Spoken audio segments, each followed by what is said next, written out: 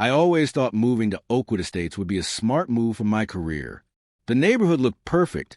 Neat lawns matching mailboxes, not a single basketball hoop or stray weed in sight. But what I didn't realize was that this perfection came with a price, and that price was named Karen Wilkins, president of our homeowners association. From the very first day, Karen made it painfully clear that she saw herself as the unofficial mayor, judge, and sheriff of Oakwood. Clipboard in hand and smile stretched just a little too tight, she greeted me with, "Welcome to Oakwood Estates. I'm Karen Wilkins, HOA president. You'll want to review our community guidelines immediately, all 137 of them.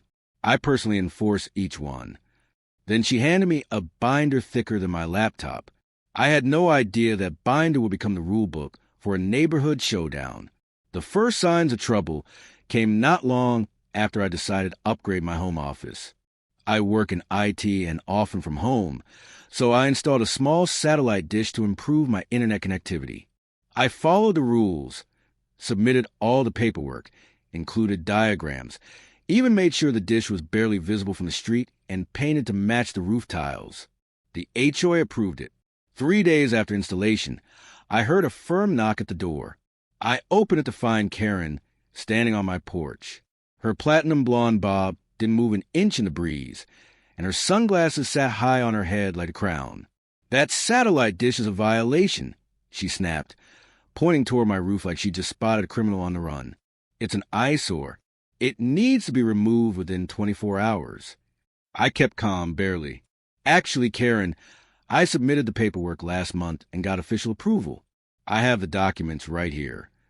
I handed her the folder I now kept by the door for these exact situations. She snatched the papers and glanced through them. "This approval is conditional," she said with a dramatic wave of her hand. "The board has reconsidered. The dish disrupts the aesthetic harmony of the neighborhood." That was rich, especially considering her own house, just 3 doors down, had a similar dish tucked behind the chimney. I replied calmly, "The FCC protects my right to install this equipment. It was approved and it's staying." I gently took the paperwork back and closed the door. What I didn't know was that this little standoff had lit a fire in Karen, and she wasn't going to let it go. Over the next few weeks, the violation notices started rolling in, and they got more absurd each time. My grass was supposedly a 1/4 inch too high. My garbage can stayed out 15 minutes too long after pickup. My car had been parked in my own driveway for more than 8 consecutive hours. Each notice came with a threat of fines and, of course, Karen's signature, complete with a little smiley face that somehow felt more hostile than cheerful. I wasn't about to take it lying down. I responded to every notice with photos, timestamps, and copies sent to the entire HOA board. Soon, even other board members started getting fed up with Karen's nonsense. One board member, in an email accidentally sent to the whole neighborhood, wrote, "We have more important matters to discuss than the position of Mr. Mitchell's garbage cans." Karen's response? Swift and venomous, accusing certain board members of shirking their duties and undermining community standards. But at that point, it wasn't just about rules anymore. It was personal. Things took a darker turn when I decided to install a few security cameras around my property. There had been reports of package thefts in nearby neighborhoods, and since I regularly receive expensive tech equipment for work, I figured it was better to be safe than sorry. As always, I followed the rules. Submitted the paperwork, provided diagrams showing the exact placement, and got the green light from the HOA's architectural committee, notably, a committee Karen wasn't part of.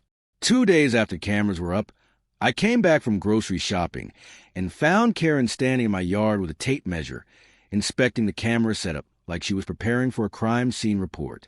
"These cameras are aimed at public areas in your neighbors' yards," she announced as I walked up, arms full of grocery bags. "That's a violation of HOA privacy regulations." I set the bags down and crossed my arms. "Actually, Karen, the cameras are pointed only at my property, driveway, front porch, backyard. That's it.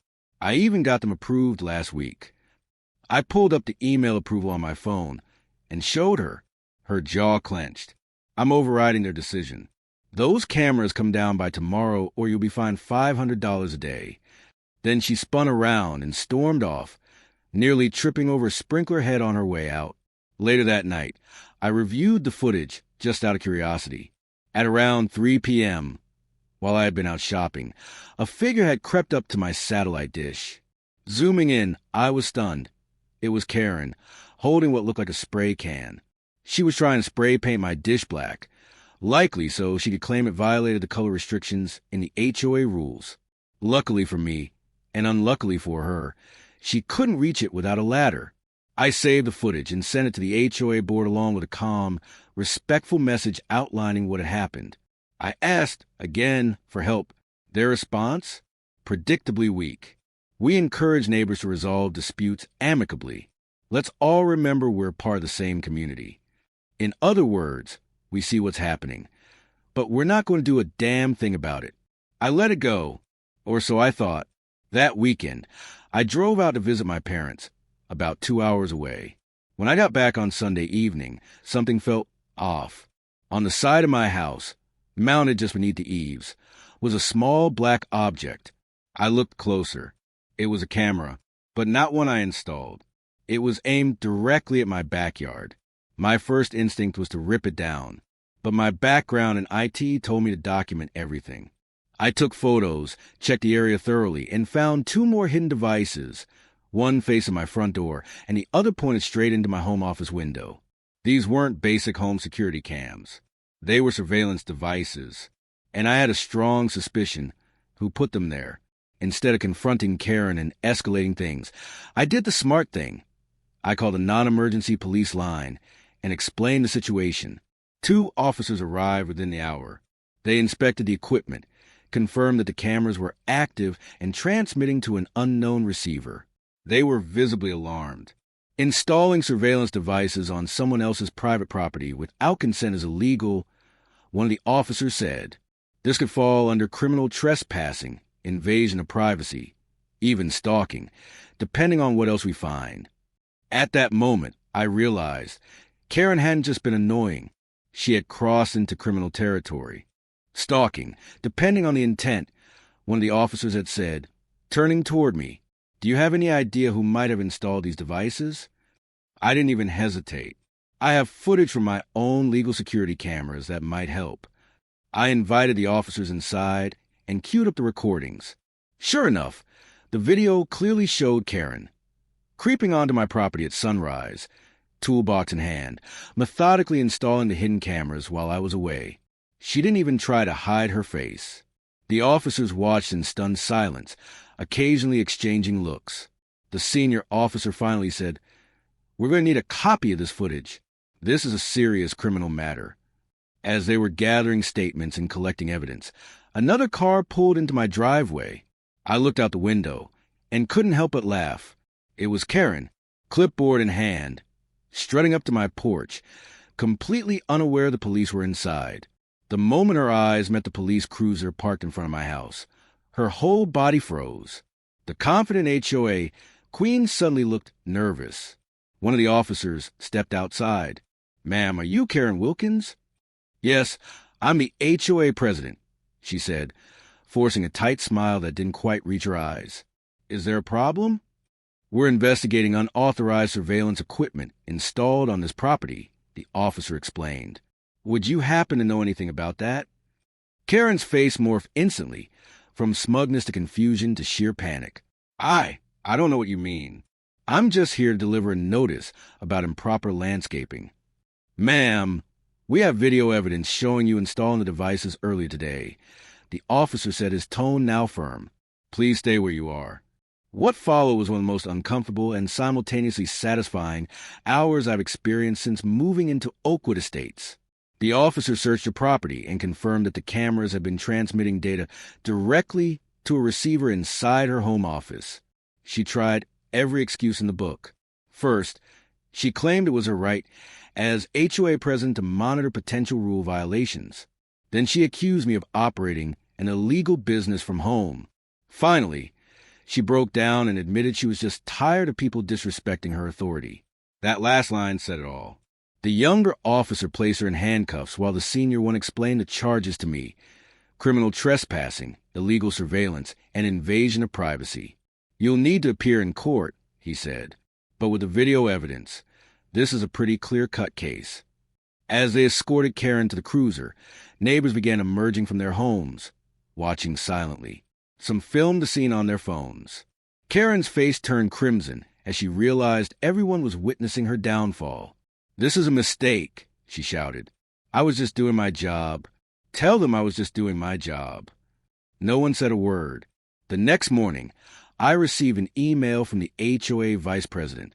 It was brief and to the point. Karen had been removed from her position as HOA president by unanimous vote and suspended from the board, pending the outcome of her legal case. The board issued a formal apology for her behavior and asked to meet with me to make things right. Later that day, my doorbell rang. I opened it to find Karen's husband, looking more defeated than angry. "I'm here to apologize," he said quietly, "and to let you know Karen's been released on bail. She's under a restraining order. She can't come within 100 yards of your property." He handed me an envelope. "This is to cover any damages or legal fees. Karen doesn't know I'm doing this." Inside was a $5,000 check, the exact amount she had tried to fine me for countless fake violations over the past few months. As he turned to leave, he paused. "She has to appear before the judge next week. Her lawyer says she's looking at serious fines and possible probation. We'll probably have to move. Her real estate career is over. Who's going to hire an agent who got arrested for spying on neighbors?" He shook his head sadly and walked away, shoulders slumped. I stood there in the doorway, holding the check in my hand, feeling something I hadn't felt since the day I moved into Oakwood Estates. Peace. Turns out justice might take its time, but when it finally shows up, it shows up loud.